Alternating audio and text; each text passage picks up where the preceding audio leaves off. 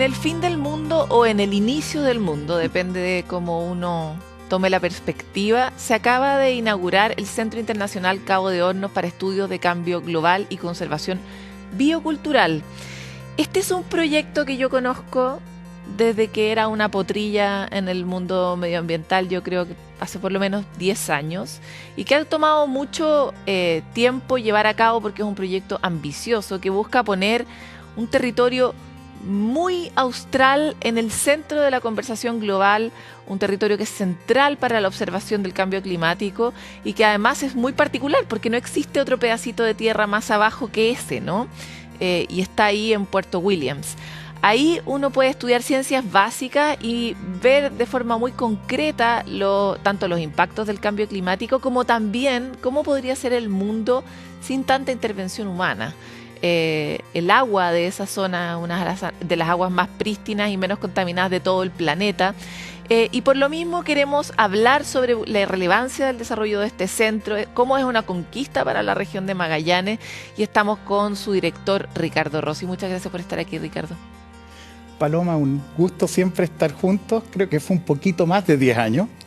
Sí, yo de lo que conozco, pero tú sabes que el mundo es mucho más que lo que uno conoce. Oye, bueno, tú has estado detrás de esta causa que ha sido levantar este centro, y la primera pregunta que mucha gente se hace es ¿por qué es tan importante tener un centro de estas características en un lugar tan al fin del mundo, ¿verdad? O el principio. Sí.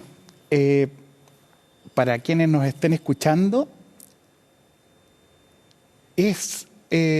yo creo que 3 ideas que podemos tener de nuestro país. Uno, nuestro país tan largo, con zonas extremas, ¿no es cierto? En el desierto de Atacama, el desierto más árido del mundo, los cielos más limpios del planeta.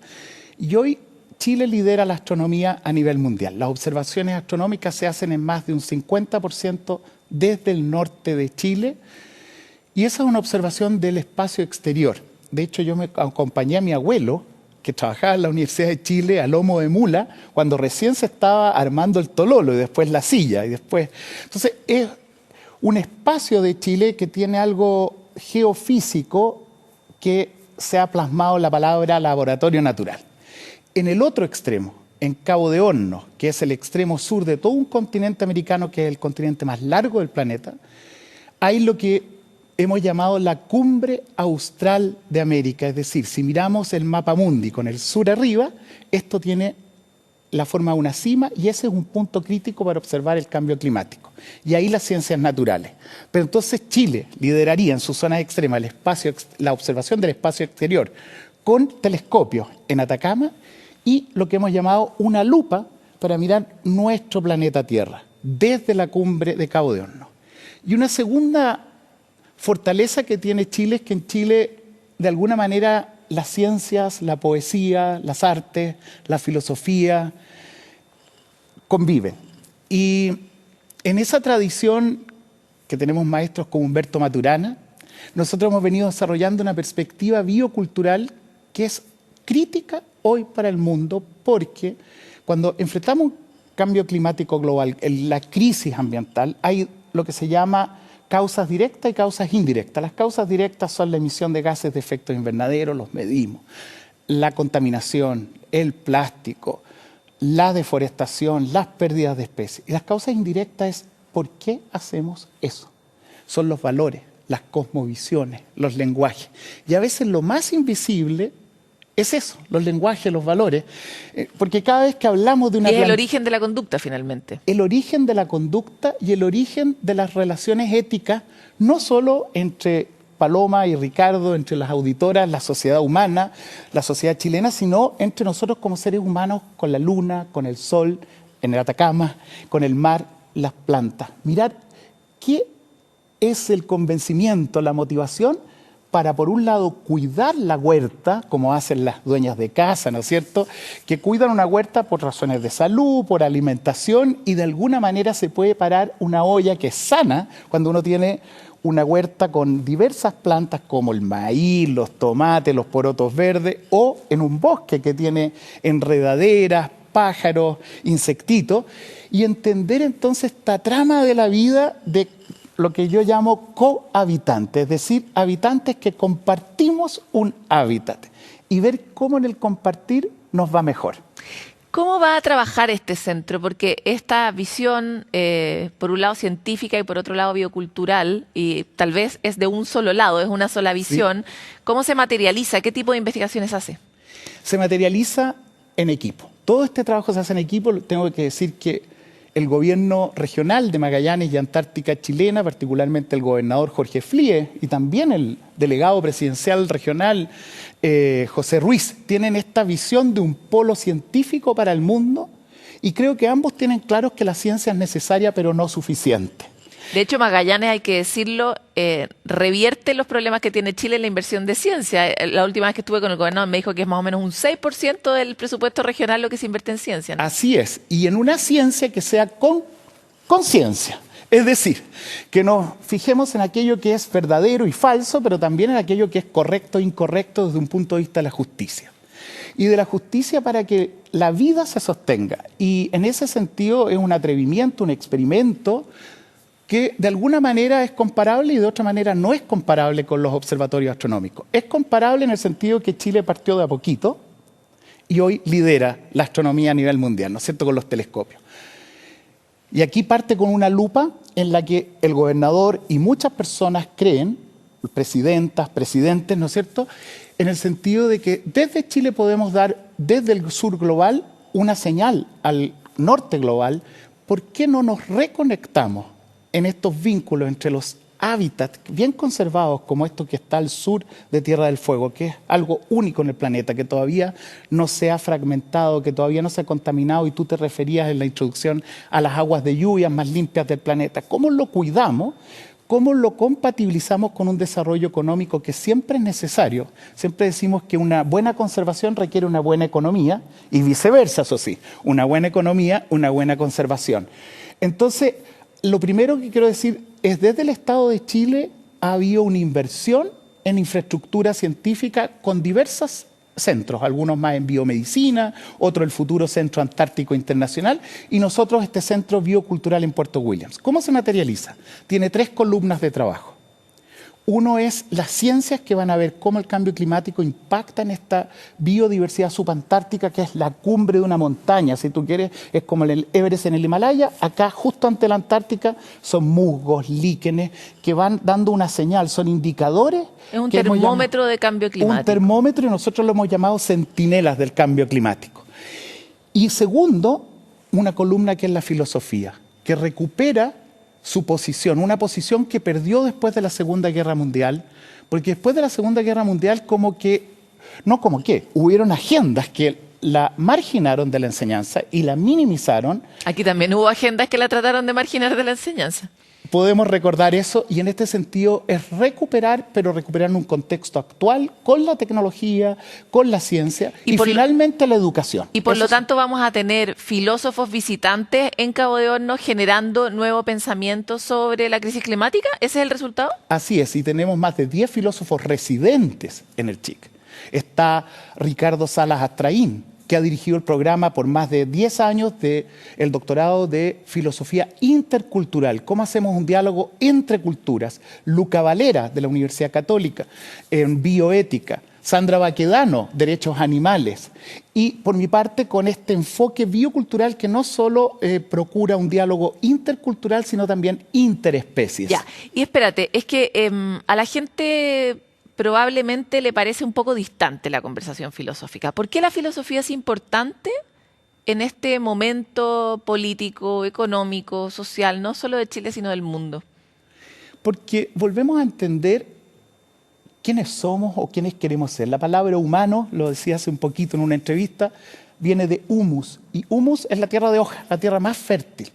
En el origen de la civilización occidental, antes que surja el Roma como un imperio, surge esta palabra humano desde el latín, que todavía la decimos, somos gente del humus, no nos olvidemos. Y hoy la ciencia nos dice, sí, somos agua, somos carbono, somos oxígeno. Por lo tanto, si el aire de Santiago, si el aire que respiramos está sano, vamos a estar sanos.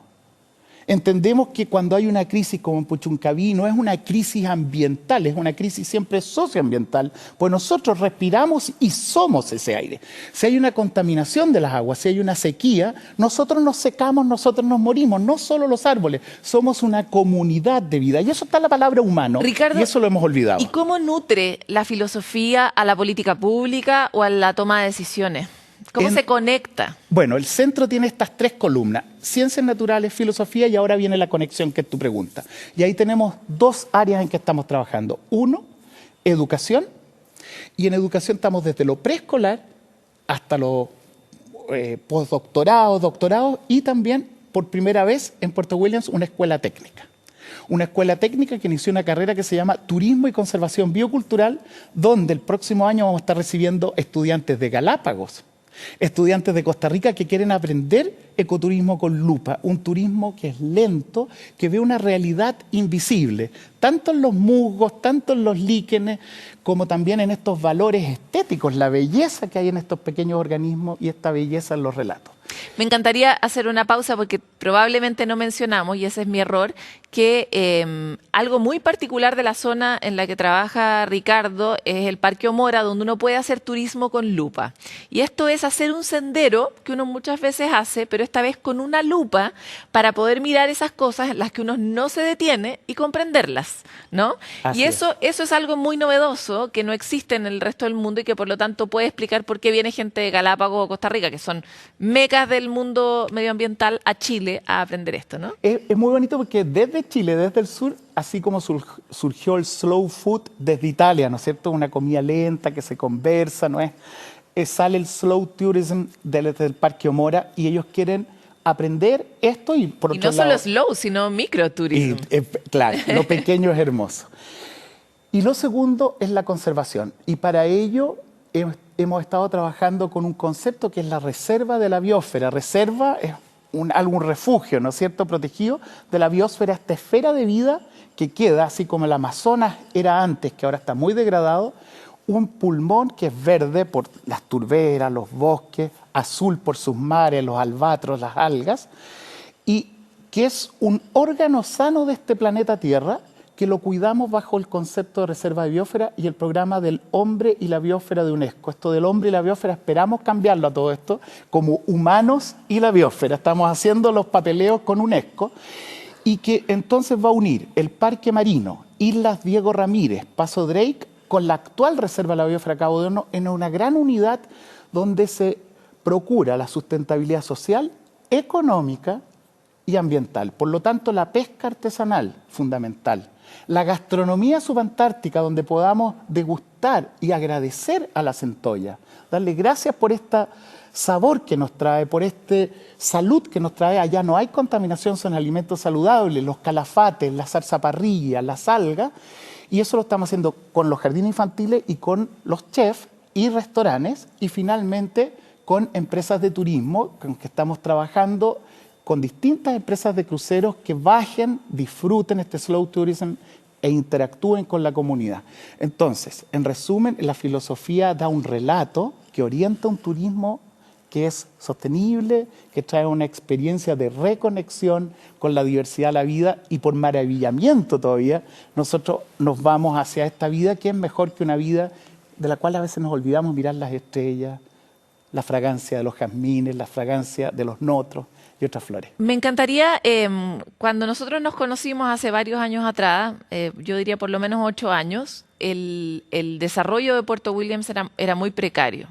Tenía pocos servicios, tenía pocos lugares donde llegar, y desde Puerto Williams miraban mucho hacia el lado argentino, como ellos habían hecho toda una política de desarrollo y con cierta gana de que eso también llegara a Puerto Williams. Lo que tú estás describiendo hoy día, con llegadas de cruceros, con un desarrollo hotelero, con un desarrollo de un centro científico, con residencias, habla de otra ciudad y de un cierto desarrollo económico de esa misma ciudad que ha cambiado mucho en este tiempo.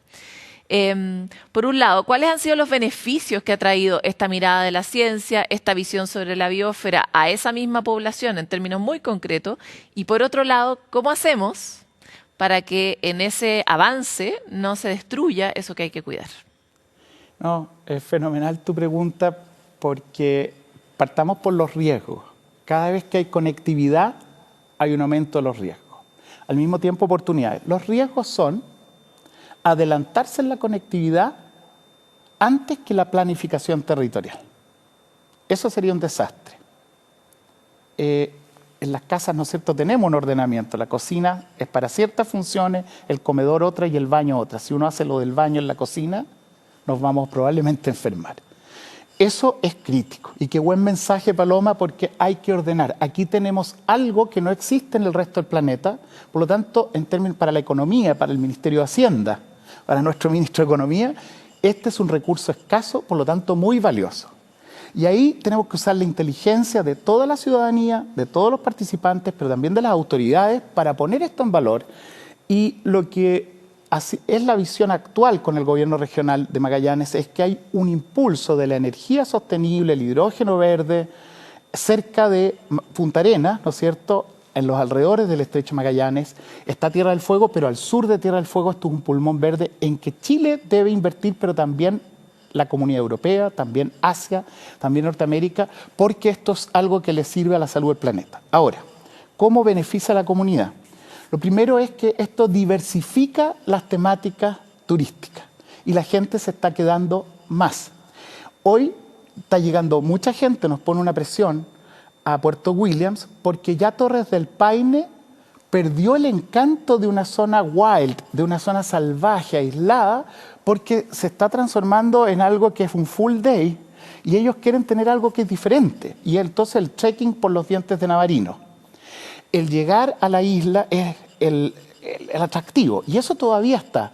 Entonces, por un lado está aumentando la llegada de personas, está aumentando la estadía, están aumentando las ofertas de alimentos en la ciudad.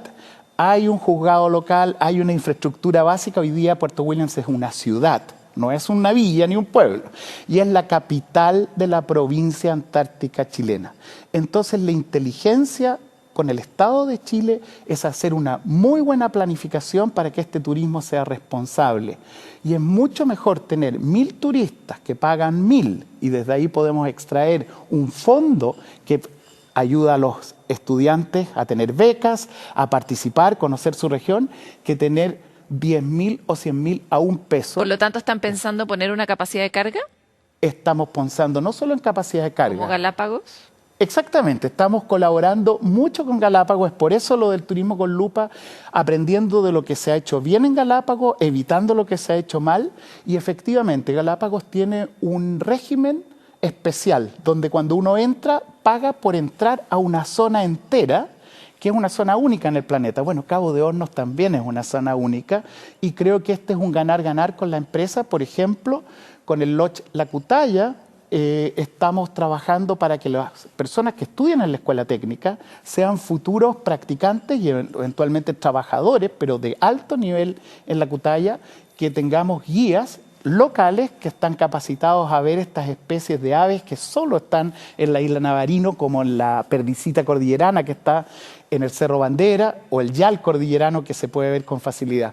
Entonces tenemos una gran oportunidad de tener una joya en Chile, que es Cabo de Hornos, como Galápagos es en Ecuador. Ricardo Resi, estaremos muy atentos de cómo avanza este centro éxito, porque todas las tareas son difíciles y los acuerdos y las políticas que protegen también siempre son complicadas, así que suerte en todo eso. Estaremos atentos en Futuro 360.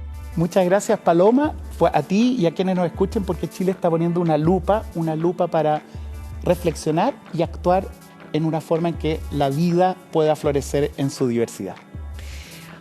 Bueno, miramos poco a los territorios y sobre todo a unos tan importantes como estos que constituyen tanto la particularidad de Chile. Y pucha que viajamos poco a Magallanes, al sur-sur, sabemos poco, tenemos pocas distinciones y por lo mismo la relevancia de comprender mejor, ¿no?